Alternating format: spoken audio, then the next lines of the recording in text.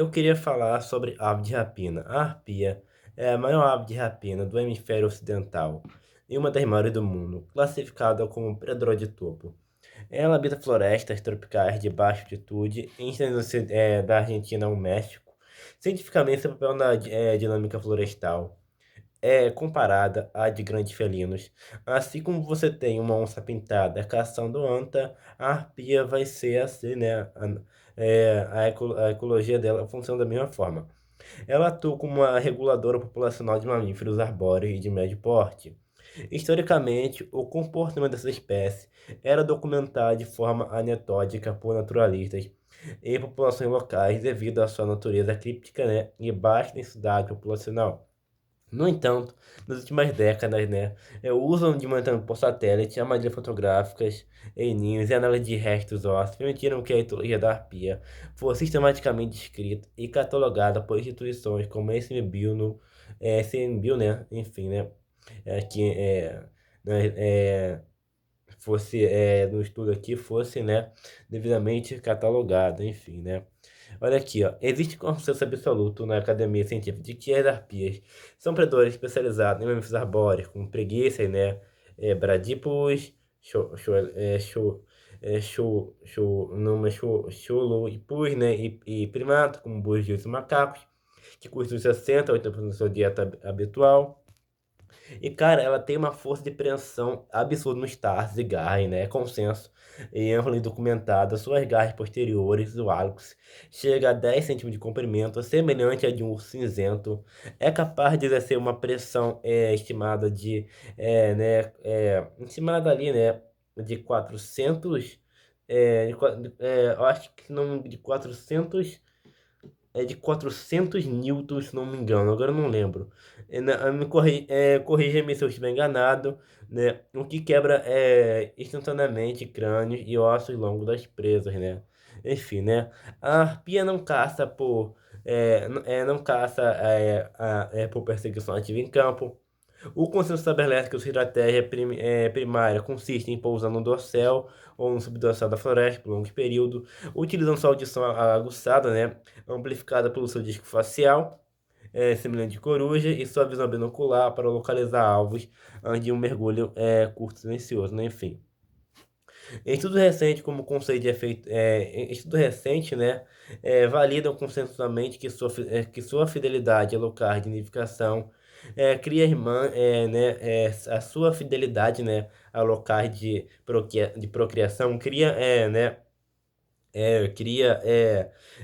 olha aqui, preste atenção, como ela ali vai usar um ninho por muito tempo e ela vai caçar, ela vai pegar aquele bicho morto ali, aquele bicho morto vai apodrecer, ela vai jogar aquilo dali do ninho, né? Aquilo dali vai cair ali no chão da floresta, debaixo da árvore, né? Enfim, aquilo dali vai acabar acumulando, né? E vai acabar fertilizando o solo da floresta devido ao acúmulo de carcaça e dejeto derrubado abaixo do ninho, né? Enfim. Afetando diretamente a composição botânica legal. Existe um consenso, existe um debate em andamento sobre o nível de segregação. Existe um debate em andamento sobre o nível de segregação de nicho alimentar entre machos e fêmeas, tá? Como as fêmeas são maiores e mais pesadas, de 7 a 9 quilos, os machos de 4 a 5 quilos, né? Enfim. Debate-se até que ponto os machos focam em presas menores, como aves e pequenos répteis, deixando os grandes mamíferos exclusivamente para as fêmeas, né? Enfim, ou se as taxas se sobrepõem completamente. Embora seja uma caçadora essencialmente arbórea, a frequência com que caça presas terrestres, como veados, jovens, jundiais, cutis e cachorro do mar, divide opiniões. Alguns pesquisadores, né, veem esses episódios como puramente oportunistas, enquanto outros defendem que em fragmentos de floresta degradados, o sol se torna uma zona de caça regular, né, porque o dorsal vai ser aberto, aí ela vai focar mais em presas terrestres, porque o ambiente está mudando. Enfim, né, tem posse da restrição alimentar extrema. Essa corrente interpreta o comportamento da arpia como um balanço energético extremamente limítrofe, né, por necessidade de grande volume de carne. A ave prioriza presas lentas, como preguiças, né, enfim, que minimiza o nível de lesão nas aves e garante o alto retorno calórico com baixo gasto energético, né. Tu tem a interpretação da praticidade comportamental forçada, né? É advogado que a arpia possui uma flexibilidade alimentar subestimada. Diante do desmatamento e da escassez de primatas, a espécie migra sua dieta para animais domésticos ou aves de médio porte, né? Para evitar nutrição. No entanto, estudos na Amazônia indicam que essa praticidade possui né, um teto rígido. Se a estrutura da floresta colapsar, o animal falha, né, em se alimentar, né? É basicamente isso, tá? Mesmo tentando mudar de dieta, se a ecologia florestal mudar totalmente, ela colapsa. É basicamente isso, tá? Mas ela pode se adaptar parcialmente, mas não uma mudança completa. Enfim, então tem ali o projeto Arpia, né? Que revela milhares de fragmentos ósseos sobre ninhos ativos, né? Mandíbula de preguiça com marca de perfuração, enfim, né? Tem toda uma estrutura ali, né? De estudo ali que tu vê ali. Pensa comigo, a arpia mata a preguiça. A preguiça apodrece ali e ela come a preguiça. Aquela carcaça começa a apodrecer e por instinto ela joga a carcaça ali fora do ninho. Aquela carcaça ali apodrece, enfim, né? Aquela carcaça ali apodrece, né? E ela, né?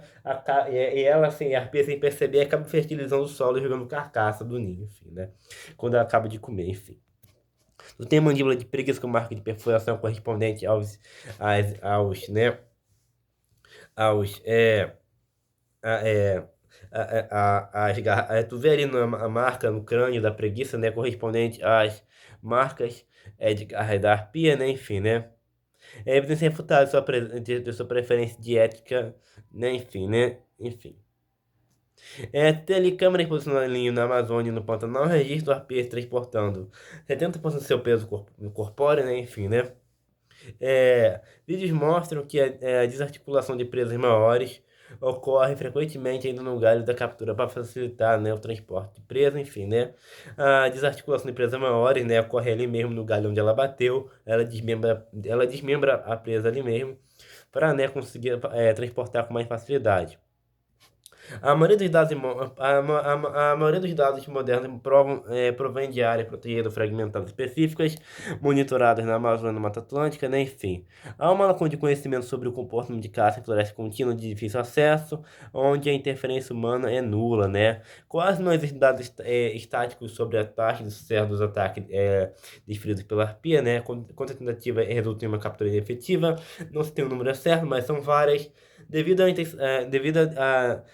densidade da vegetação tropical, documentar o momento exato do impacto inicial na copa das aves, continua sendo um desafio, né, para saber ali, um técnico extremo para os biólogos de campo, né, enfim, né. O comportamento predatório da arpia é uma obra-prima da adaptação evolutiva à vida no interior da floresta, ao contrário das águias de campo aberto, como a águia real, que possui asas longas e estreitas para voos planadores. As asas da arpia são curtas e arredondadas, combinando com uma cauda longa, né? Essa engenharia anatômica sacrifica a velocidade de linha reta em longa distância, mas concede uma agilidade e capacidade de manobra incomparável entre ramos abertos do céu, né? Enfim. O ataque é fulminante. Ao avistar uma presa, a arpia inicia um voo é, acelerado, né? Por batida cor de asa, ela utiliza a própria folhagem como cobertura visual para evitar detecção. No instante do impacto, ela projeta suas patas para frente, suas garras de duas formas, mecanismo de perfuração e esmagamento. A pressão exercida perfura os órgãos vitais da presa, os esmaga a caixa torácica, né? Enfim, né? É, impedindo a respiração. As escamas ásperas na sola das patas impedem que a presa peluda ou escorregadia se solte durante o combate nas alturas. Após o abate, se o peso da presa ultrapassar o limite seguro de transporte e a arpia, a arpia não conseguir carregar, a arpia consome as partes mais nutritivas como a víscera e tecidos musculares, peitorais e dorsais, diretamente no local da captura ou do desmembramento,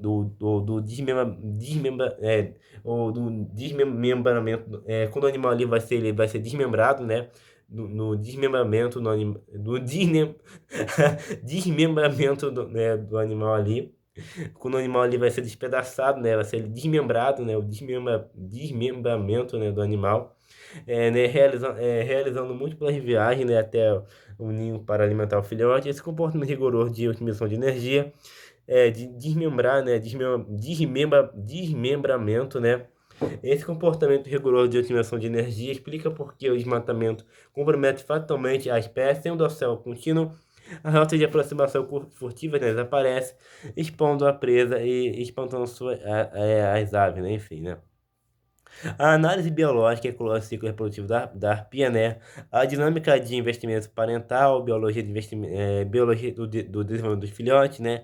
E fatores limitantes, né? Em fatores, né, limitantes para a recuperação populacional da espécie, né? Isso é muito interessante, esse tema que eu quero falar aqui. O sucesso reprodutivo da arpia está intimamente ligado à integridade estrutural das florestas tropicais. Devido ao seu tamanho e peso, a espécie exige, né, florestas emergentes específico para a construção de seu ninho, que figuram entre as maiores estruturas de nidificação construídas por aves no mundo, uma das maiores. O estudo de biologia produtiva historicamente enfrentou severas barreiras devido ao longo hiato entre a postura e a localização dos ninhos, né, em altitudes que vêm de 50 a 30 metros, né. Tu tem ali um longo hiato para saber, né, sobre a reprodução. A consolidação dos dados científicos atuais foi impulsionada por programas de monitoramento de longo prazo, como instituições e iniciativas, como as iniciativas apoiadas pela INPA, né, e por sua rede de internacional e por rede internacional de conservação, que utilizam escalado em árvore, monitoramento por câmeras, retomada e análise genética de fragmentos de casca e pena, né? Há um consenso absoluto de que a arpia possui um dos ciclos reprodutivos mais longos, né, entre as aves de rapina, de 2 anos e meio a 3 anos. Isso significa que um casal bem-sucedido produz um filhote a cada 3 anos. Enfim, né? É consenso que a espécie utiliza preferencialmente as árvores emergentes de grande porte, de madeira alta, como a castanha do Pará, a argelim vermelha e a sumaúma. Os ninhos são construídos na bifurcação principal do tronco, utilizando galhos grossos de 1 metro, de 1,5 metro de diâmetro, né? De 1,2 metro de profundidade. Embora a fêmea rotineiramente depõe dos ovos com um intervalo de alguns dias entre eles, o consenso biológico documenta que apenas o filhote sobrevive, o primeiro a nascer, sendo maior e mais forte, monopoliza o alimento e agride o segundo filhote, que morre por inanição ou trauma em poucos dias, para não intervir nesse processo. A dinâmica, né, durante a incubação, que dura 56 dias, é debatido, né, enfim, mas debatido, porém, então tudo ali é um debate, porém, tu tem um consenso, debate, né, enfim. A fêmea ocupa 80 a 90% do tempo no ninho, né, enquanto o macho é o provedor exclusivo de alimento para ela, posteriormente, né, para o filhote nos primeiros anos de vida, enfim. Debate na literatura se a arpia possui uma sazonalidade estrita para a postura dos ovos, né, baseada no regime de chuvas local, ou se o gatilho é puramente regulado pela abundância local de presas. Dados coletados na Amazônia sugerem posturas concentradas no início da estação seca, enquanto o registro na Mata Atlântica mostra variação que desafia essa regra. A distância exata que um jovem, né, percorre após ser emancipado do território, né, dos pais, faz de dispersão que ele cresce, ainda é objeto de intenso debate. Não há consenso se os jovens tentam se estabelecer em território imediatamente adjacente aos parentes, né, enfim, gerando risco de endogamia, né, ou se realizam, né, migrações de longa distância através de corredores escolares degradados para se livrarem da endogamia e não cruzar entre parentes, né, enfim. Tu tem a teoria da seleção K, né, extrema. Essa corrente interpreta a estratégia da arpia como o ápice da seleção K. Na ecologia evolucionária, a espécie investe mais energia e tempo possível em um único indivíduo para garantir que ele atinja a idade adulta com habilidade de caça perfeitas, ou para de forma otimizada, exatamente na capacidade de carga no ambiente. Enfim, né? E, enfim, né? Interpreta que a baixa taxa reprodutiva intrínseca da espécie, né, combinando com o isolamento geográfico, não está gerando vórtice de extinção silencioso. Sobre essa ótica, mesmo que indivíduos adultos sobrevivam a fragmentos florestais, ao refluxo gênico, né, inviabilizará, né, a sobrevivência da espécie. E a longo prazo, né, devido à depressão por endogamia, né, se não tiver ali uma distância, né, entre os parentes, para eles se distanciarem entre as áreas, enfim, né. Tu tem ali dados documentados obtidos por consórcio de pesquisa na Amazônia e no bioma do Cerrado, acumula milhares de horas de filmagem, registrando o comportamento do filhote, né, dos filhotes, né. Esse documento, né, comprova que o filhote permanece totalmente dependente do fundo da carne dos pais até 10 a 12 meses, mesmo após aprender a voar. Rastreamento por transmissores, né, GPS, fixado nas cordas jovens, afias, fornecer um mapa de dispersão. Os 12 modos que o jovem realiza voos exploratórios curtos, ao redor do ninho, por quase um ano onde quebraram o vínculo territorial com os adultos, né, enfim. Existe uma escassez de estudo de longo prazo, avaliando se casais de arpia conseguem manter o mesmo sucesso produtivo submetido ao manejo florestal sustentável, na extração seletiva de madeira, em comparação com a preservação total, né? Se debate se ele consegue lidar com o desmatamento, né? Sustentável, onde você corta uma extração seletiva de madeira, né? Esse debate. Se ele aguenta isso a longo prazo, né? Se um manejo sustentável de extração de madeira, né, em comparação com a de preservação total, né, enfim, né, existe uma escassez total de longo prazo, avaliando se casais de APA conseguem manter o mesmo sucesso produtivo em floresta, submetido ao manejo florestal sustentável, né, devido à dificuldade de acesso aos ninhos durante a fase inicial de incubação, as taxas reais de infertilidade do isólogo ou aborto embrionário na natureza permanecem amplamente desconhecidas para a ciência, né, enfim. A dinâmica reprodutiva da arpia revela a vulnerabilidade intrínseca que explica seu estado de ameaça global.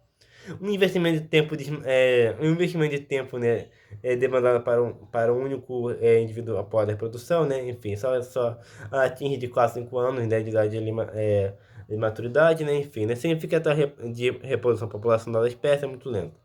Enfim, né. O processo de emancipação do filhote ilustra a complexidade dessa transição. Após 5 meses de idade, o filhote realiza seus primeiros voos para regiões próximos. Nessa fase, o tamanho do corpo já é equiparado aos adultos, mas suas habilidades de caça são nulas, né?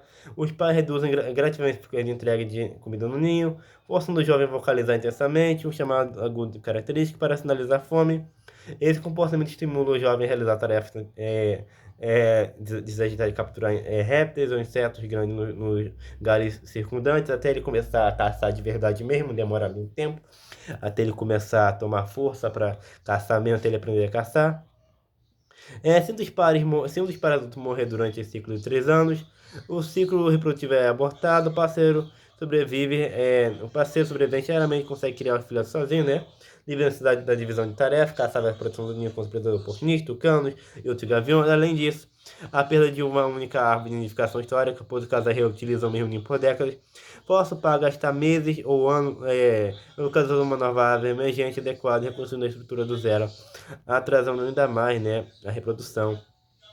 Com o avanço do arco de desmatamento na Amazônia e redução da Mata Atlântica, a menos de 12% da cobertura original, a árvore enfrenta o maior desafio à sua sobrevivência histórica, né?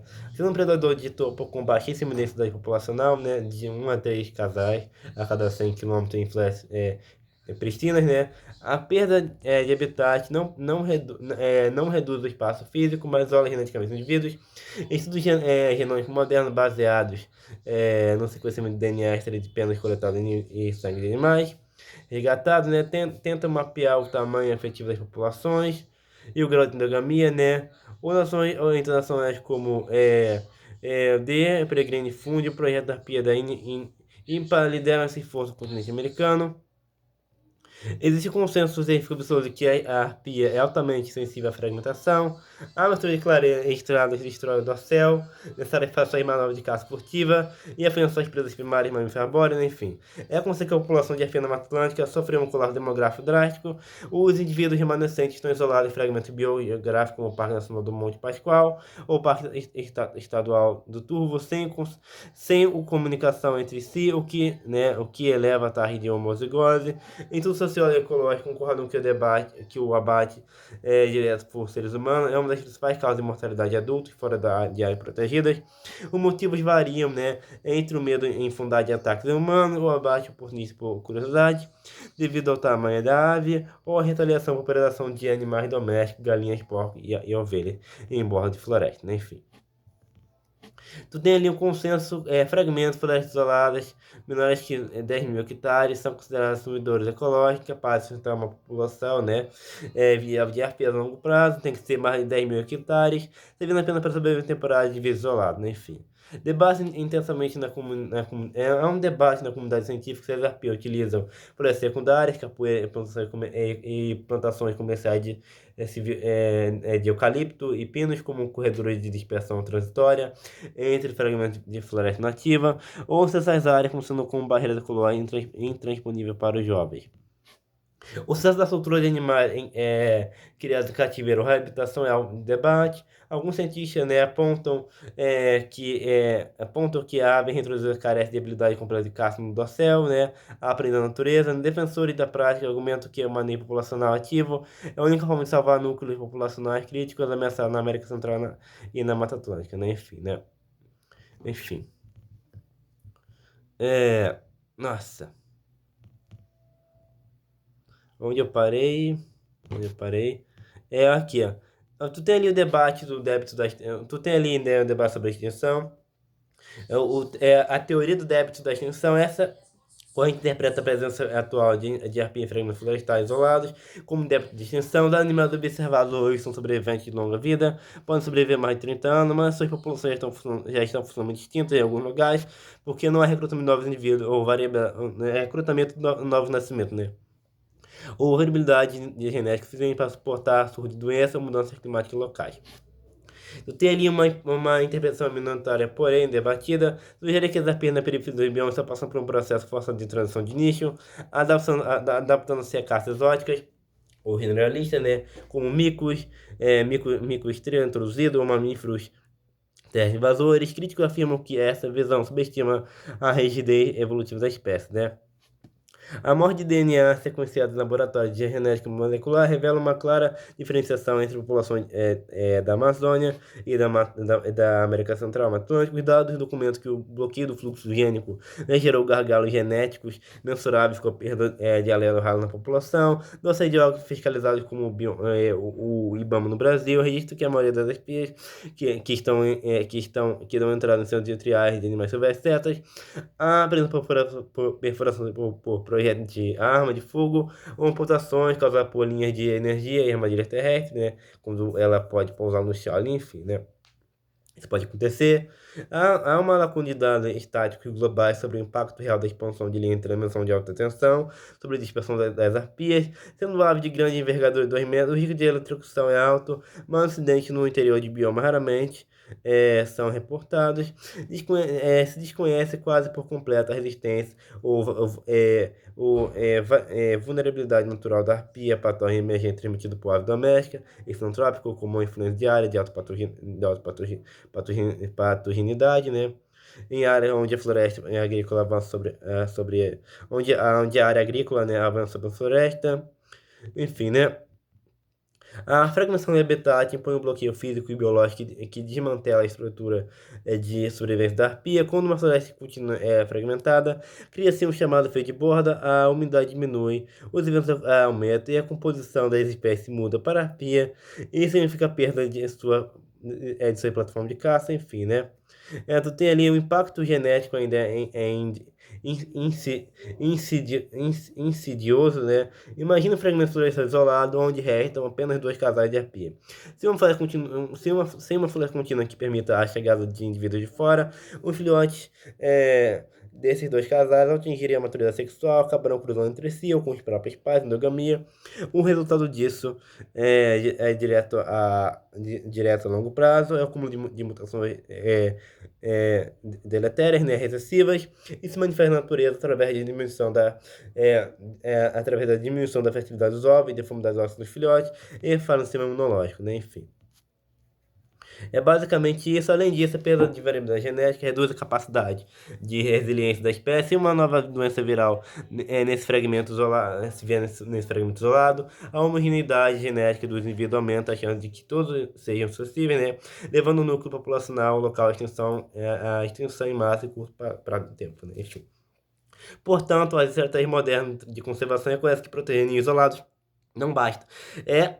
É necessário monitorar, é necessário, né, criar corredores ecológicos de biodiversidade que reconectem fragmentos, permitindo que os jovens em dispersão encontrem parceiros, né, não aparentados geneticamente, e mantenham o fluxo genético ativo no continente, né, enfim, é basicamente isso.